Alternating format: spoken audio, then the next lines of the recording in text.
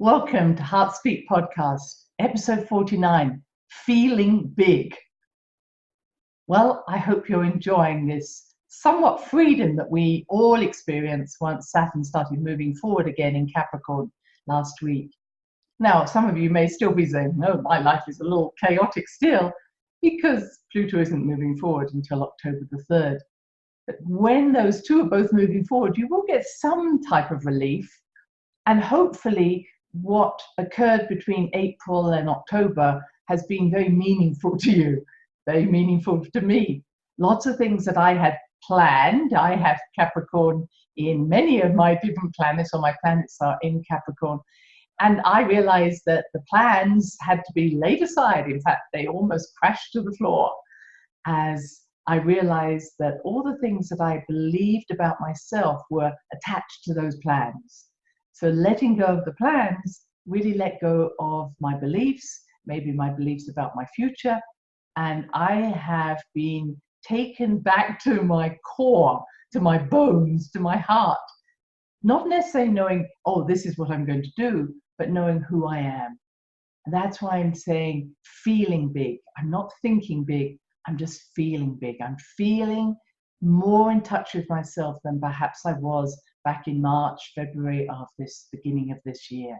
I wonder if you felt the same way. Now, you may also be feeling frustrated. Yes, no, because I'm meeting many people who are saying, oh, I like my job, I love my partnership, but I'm feeling frustrated. And the frustration is coming from the fact that the old model in which you have been living doesn't fit you anymore. Like, not fitting into clothes or shoes anymore. And what we end up doing is kind of trying to change them, because if they would just change, we'd feel better. But that frustration is there. I'm meeting that a lot. And then it's that sense of, oh my goodness, if I step away from what I'm doing in this relationship, in this job, what if I don't have money? What if I don't have security? And all of that is true. But what I'm wanting you to understand, and what I learned from doing all my work around 2012, is that despite what people might have thought about 2012, oh, it just happened, it wasn't a big deal after all, it was. And what happened is a new world, a new blueprint of a new world was born at that time. So here's the world we're living in, and many of you have heard me speak about a holographic world. So for maybe 5,000, maybe 26,000, depending on who you talk to in the indigenous peoples, we were promoting the beliefs of this holographic world. Almost as simple, if I may say, as if I say the sky is blue, we all agree the sky is blue. But had I been at the very beginning of this world, I might have started with the sky is green, and you'd all say, well, of course the sky is green. Now you might say, oh, no, for goodness sake, the sky is blue. Is it? So whatever we believe, we intensify within this old world. So if we believe the sky is blue, or people are this, or this is happening, I don't want to put any ideas in there, but the more you get people to think a certain way, the more intensity that creates within this world. And especially if it's a power struggle. So I don't want to emphasize too much about the religions, but religions have done this a lot. So that various religions have said, that you're not a good enough person, and therefore you don't feel a good enough person, so you intensify that belief system. Or that you should be guilty about something. The more guilty you feel, the more you intensify that. Make sense? And so we have statements that are now coming to a close, but women are, men are, children are, adults are, old people are. And it depends on your culture. It's what we call a cultural mythology. Sometimes it's a global, but it very much depends on your culture, your country, your upbringing, as to what are the mottos, what are the beliefs that have really cemented people into their outward expression of who they are. So let's say it is something about women are, then the more people have said it, the more women, when you're born into that culture, become what they seem to be. Now that sounds very obvious, but these belief systems in this old world are now being challenged. Why are they being challenged? Saturn in Capricorn. Saturn is about structure. Capricorn is definitely about structure. So Saturn is in its own sign. And so the old, we could call this the old guard, the old way it was. I don't want to say it's masculine or feminine, but let's just say it's an old guard and it has strong beliefs in it. The new guard is saying, is that right? Is that true? And in fact, this new world that was born in 2012 doesn't have all this old stuff in it. So what's happening is that Saturn in Capricorn is trying to hold on. Pluto, the goddess of the underworld, God bless her, is saying time to change, time to move over into a new world that's already there. It was born in 2012. It's sitting there. But what's happening is we're not allowed to take these old beliefs with all their stories, all their emotions into this new world. If you know the parable about how hard it is for a rich man to go through the eye of the needle, this is not rich as in wealthy. This is a man or a woman with all their baggage. So it was a understanding that there was something, an arch that looked like an eye of a needle. And if you had a lot of baggage on your horse or your pony, you couldn't go through this arch because you couldn't get through it. And it's saying somewhat the same now. If you have so much emotional baggage, if your stories are so important to you, you can't let them go. If you identify with your stories so strongly, then you won't get through into this new world. Now you might say, who cares? I don't care about the new world. But this is our opportunity. Let me put it that way. The new world is the opportunity. Now, so in some ways, Pluto, and I call her the goddess of the underworld because it's always been a goddess who lives in the underworld, not a god. It was only during the Greek and Roman times that we had Pluto and Hades there.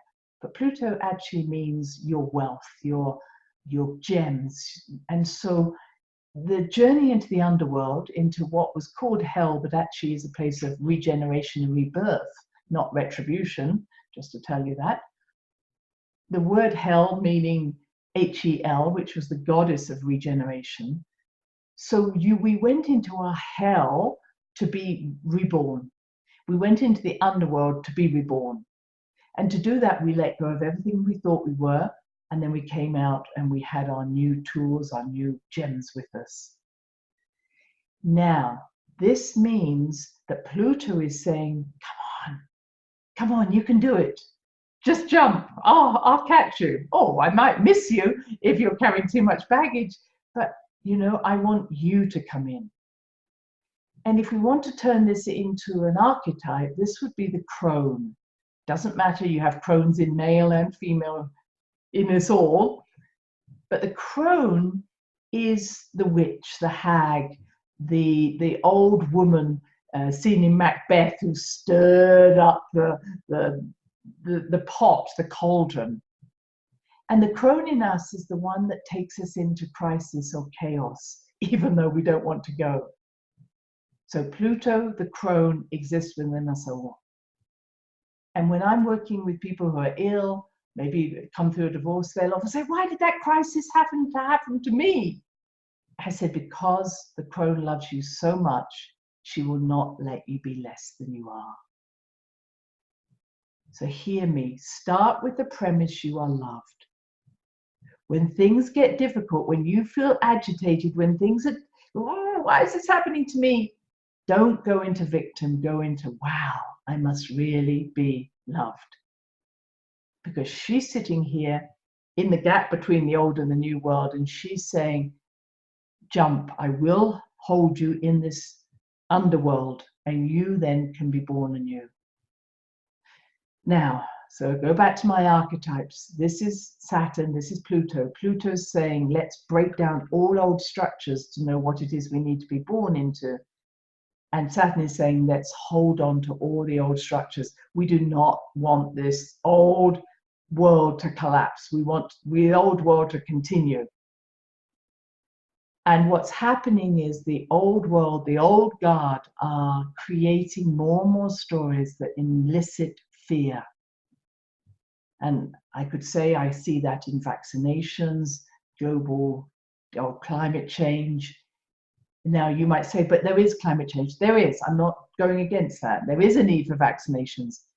But this should not be promoted from a place of shaming and fear. When that happens, that has always been the way in which the old guard has held on to us. Either through our base chakra, base of our spine, where it's a tribal energy. If you don't do this, you don't fit in. It might be from your family who said, if you are different, you don't fit in. So we try to stay and fit in. Or through our solar plexus, which is the shaming, the guilt. You're a bad person. You're just a judgment. The judgments come in.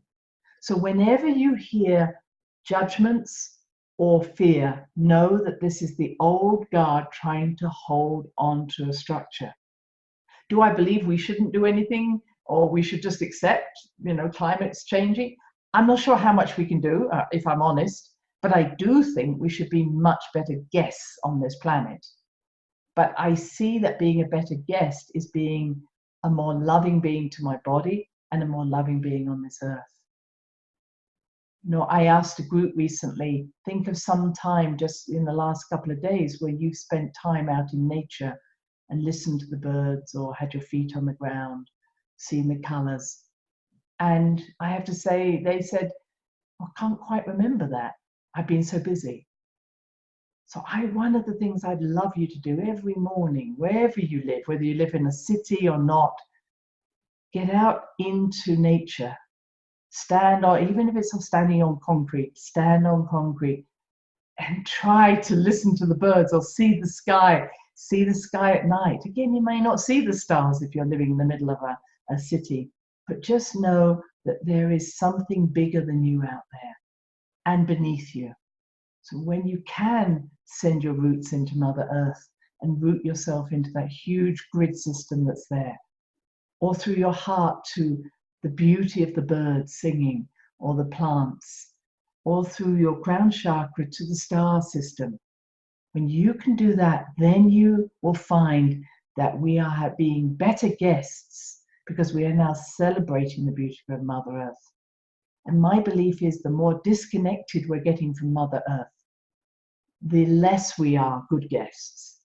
In other words, I don't think we can stop climate change. It's always happened. Climate change is why Greenland is called Greenland, even though it's covered in snow now. Or the Sahara, no, we know it was rich with plants. Climate change has always happened. We're at the moment being told we are the cause. I've got to say we're not that important. We put ourselves in such an important role to say that our actions have caused this. It's not a cause and effect. However, do I believe we could be better guests? Absolutely.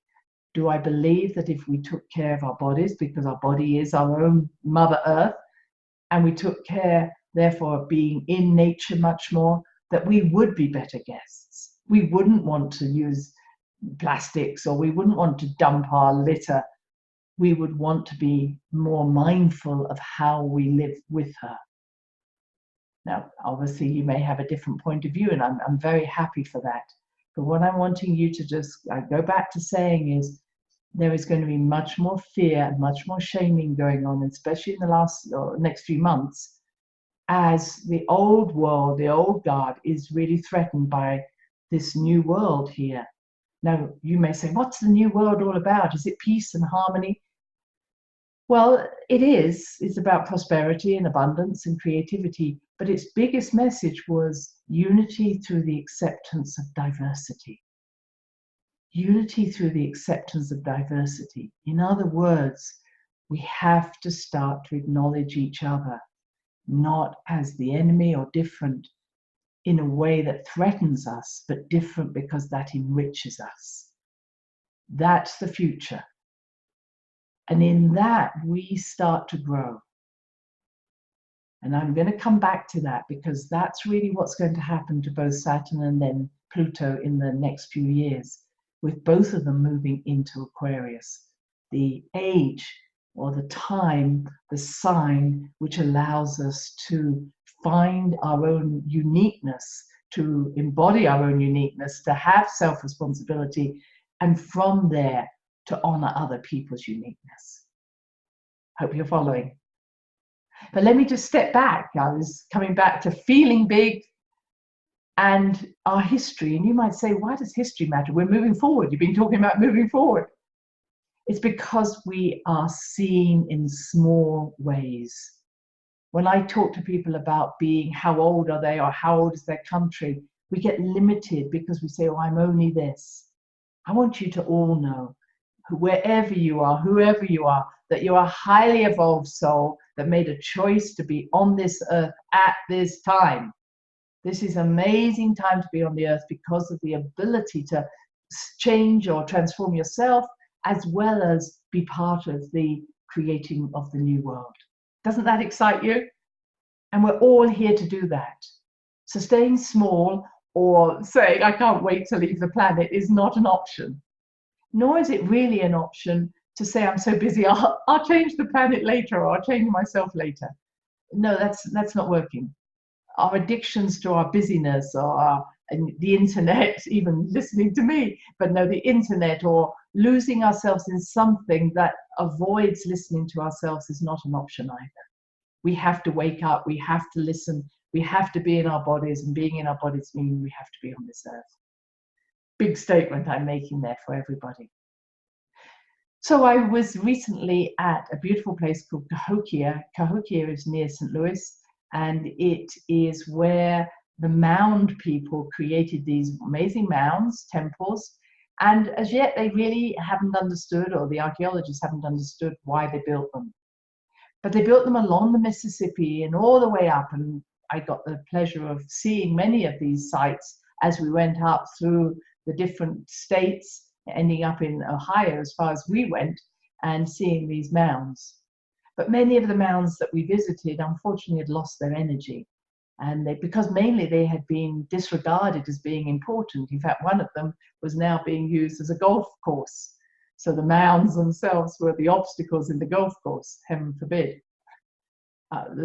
Probably the one that really took my heart was Serpent Mound. That's so beautiful. That's just outside Cincinnati. That's so gorgeous, and it still is alive.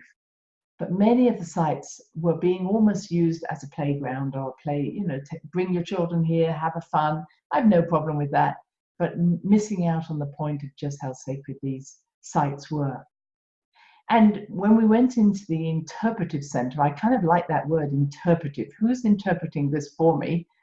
When we went into the interpretive center, I was astounded by one of the notices that said world history. And it went from now down to 500 BC, and that was literally it. And that Cahokia was built around 1100 AD or AC, and it really was only about 1,000 years old. And you couldn't go much lower. 500 BC was when Buddha was born, and that was it. That's what they said world history was. And that at 1100 AD, AC, you had images of primitive people, hunter-gatherers, running around with loincloths on.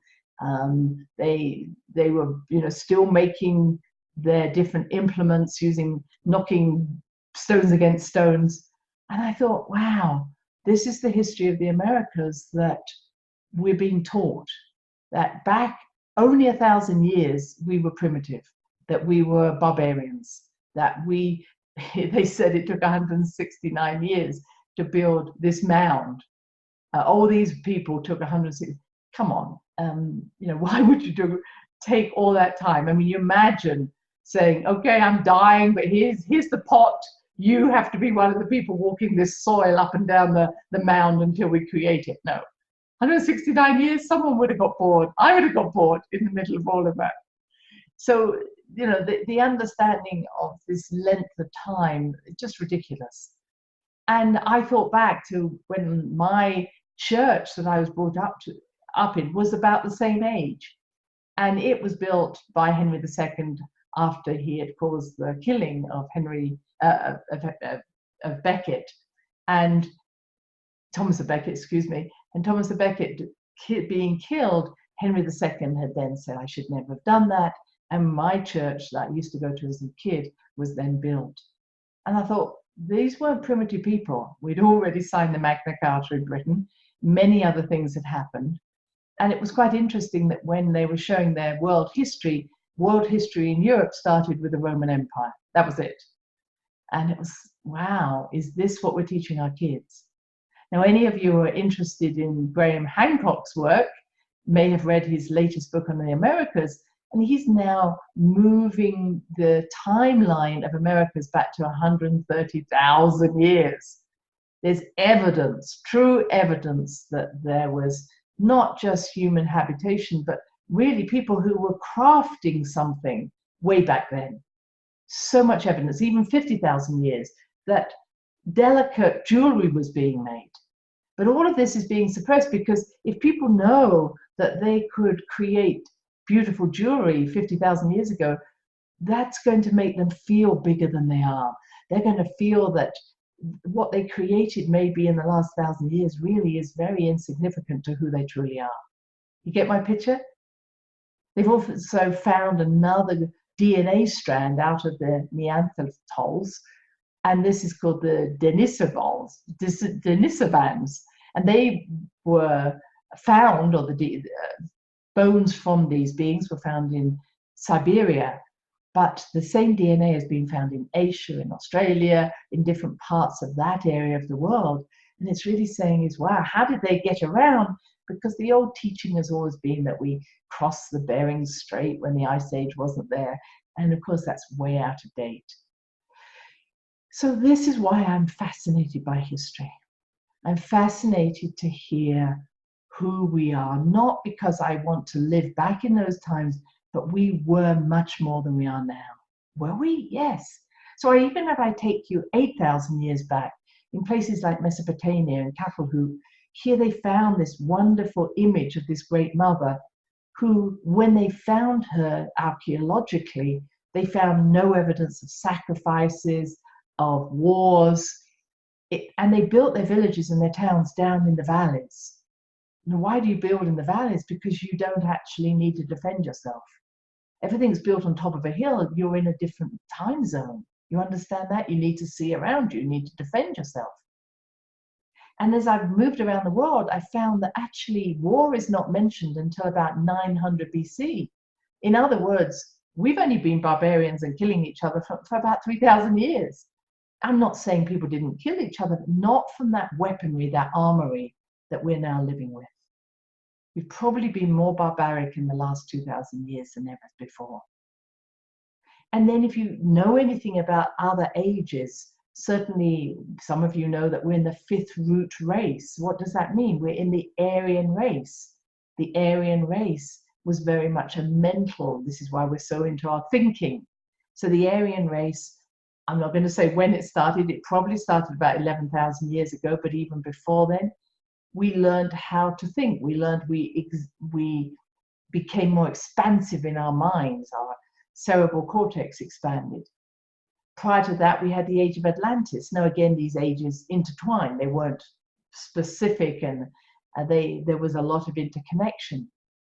What was Atlantis? Atlantis was the place that we believe went under the water in the Atlantic Ocean, went from somewhere along the east coast of America, way over into Europe.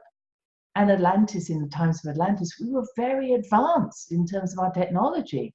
We knew how to harness the sun, to use crystal energy, to use energy. We didn't rely on fossil fuels, but we harnessed the sun and used crystals, and we unbalanced the magnetic field of the earth, and hence we caused the drowning to go on. I kind of like that idea. But there's also an idea that if you read the book by Jamie Sam's, Other Councils Were Here Before Us, that in that time, you could literally walk between the different continents. There were no different continents.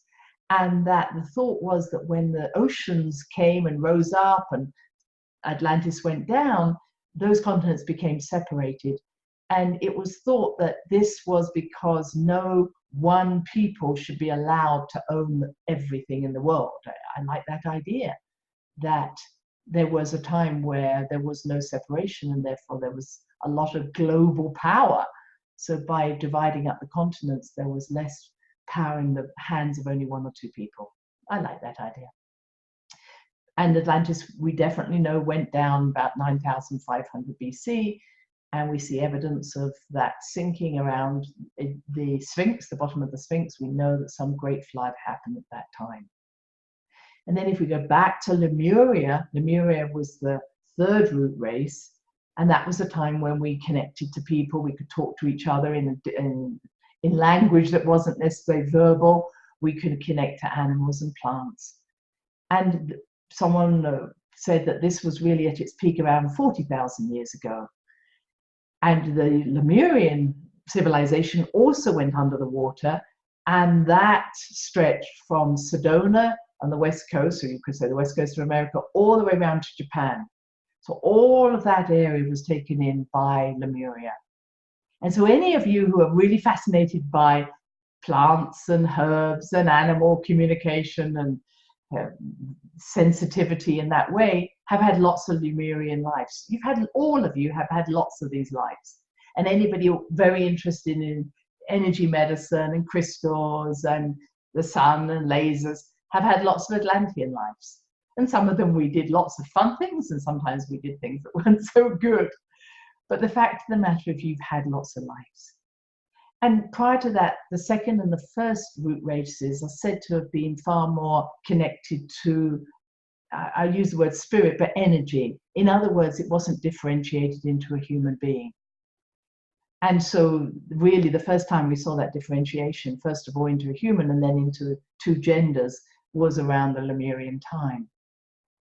And why did that happen is because we did have to achieve personal identity, personal accountability. That was the plan. And the plan was divided up by two different ET gods. I'm going to put that out there. If any of you read Sitchin's work, so that maybe there were two different powers.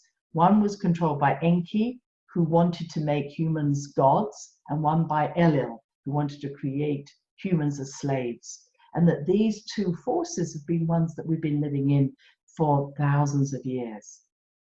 And I think we can actually see that the slavery is won over the gods because we give our power away. And there has been an awful lot of belief that some other entity, and we could call it a god, a creative energy, has power over us, has decision over us. Am I saying you should only make your decisions for yourself? No. What I'm saying here is there are rules, there are cosmic rules, universal rules. You are not separate.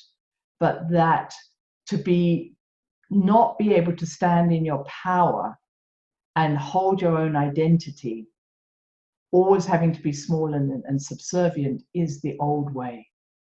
This way is, I am in my power, I'm in my integrity, I'm in my self-respect, and I am part of the whole. In fact, the whole lives within me and outside me. How does that sound? So as we move forward, and just to complete this, as we move towards January the 10th, 2020, Pluto and Saturn are going to get closer together. I'll be talking more about this. And what's happening is, as I say, there's going to be a battle. There's going to be a battle of giants, powers coming up against each other, everybody trying to jockey for position. More truths, because Pluto also pushes to the surface all the secrets that we've kept, both outwardly, people who we feel that have done things that certainly were abusive, but it's also our own inner secrets. And more importantly, where in you are you keeping your secrets down? Where are you keeping your power down? And if you have a particular emotional reaction to someone out in the world, and you say, oh, that's a terrible person, please, please, please ask yourself, and where is that in me? You can think and feel that that person's not the person you would like to follow, but when you have an emotional reaction, you really need to take ownership of it yourself. What is it in you that is your secret? And this secret might be way back in history. It's not of this life. Oh, I've never done anything wrong. No, but you may be scared of doing anything wrong, which is why you're a good person. You cannot be whole until you own all that you are and you bring it all to your heart. This is what Pluto's doing. She's saying to you, hey, I found another part of you. Here you go. Have fun. You go, no! But she's bringing home to you all your wealth. And you might say, well, that's not a wealthy part of me. Yes, it is. Any part of you that's become separated is your wealth. You cannot be whole, you cannot be integral until you own everything. And that's the true meaning of Capricorn, integrity. Where am I not whole? Where am I not living my fullness? And if you want to put out a meditation, that's what you need to do. Show me the parts of me that I'm running away from. And if you then watch television and you're watching something, you go, oh, it's terrible. Oh, there's another part of me. So we're leading towards this January date. My final piece here is that as we move past that, in March 2020, Saturn will move into Aquarius. Now, this did this about 29 years ago. Saturn in Aquarius is about community. It's about creating new structures of community, new structures of finding ways of honoring other people's social views. The problem is that we are so used to living in a Piscean way. Now you might say, I know I don't want to confuse you, even though Saturn and Pluto are moving into Aquarius, we're still not in the age of Aquarius. That's not for another 90 years. But these two planets are going to help us to see what that would look like. So as we move into Aquarius through Saturn and then Pluto, we're seeing how, if I said to you, have back your power, decide what you want in your life, live up to your truth, you might say, I don't know what it is, you tell me.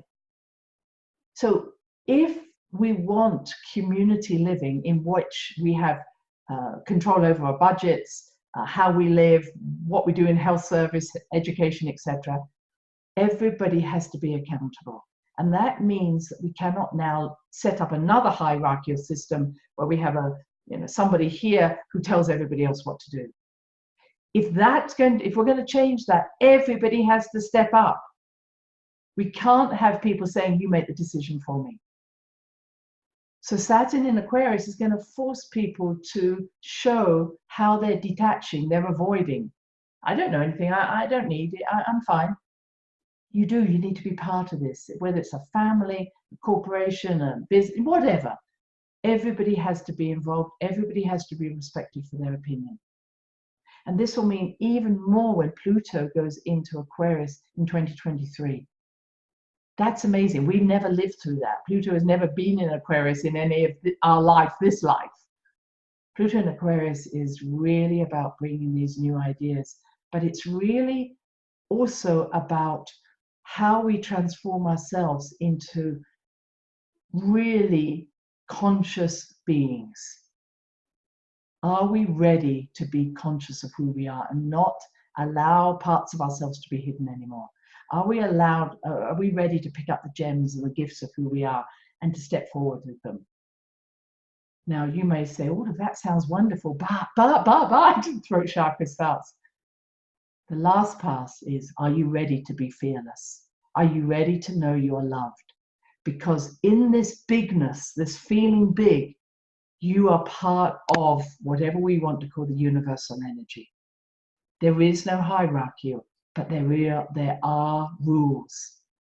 In other words, you will not be able to act without creating a ripple effect to others that you love. That which you do to others will affect you back. You're no longer going to be able to be separate and say, I didn't do that. So whatever you do to somebody else, you do to yourself. You'll feel it. Are you willing to really live unity consciousness where you are conscious, not afraid of, not with fear of affecting others, but with understanding that we are all in this together? So fearlessness is the thing that you're working towards. Feeling big isn't feeling without consideration or with desensitization. It's about feeling big because I am honoring all that I am. I am responsible for all that I am, and I will create from that space. So there we are. That's what I wanted to share with you. Next time we speak will be beyond October the 3rd. I wish you all the very good as Pluto moves forward. But understand we are in the most amazing time. Do not settle for second best. Do not settle for compromise. This has never been a time like this for you to jump into that hole, trust mystery, trust yourself, trust love, and know that that which feeds your soul feeds the world. So listening to your heart and with love for me, I'll speak to you next time. Bye-bye. Thanks for listening to the Heart Speak podcast with Dr. Christine Page. Remember to check out other episodes in the podcast archive section on www.christinepage.com. And do share with friends, family, and colleagues. Join us next time for another edition of Heart Speak.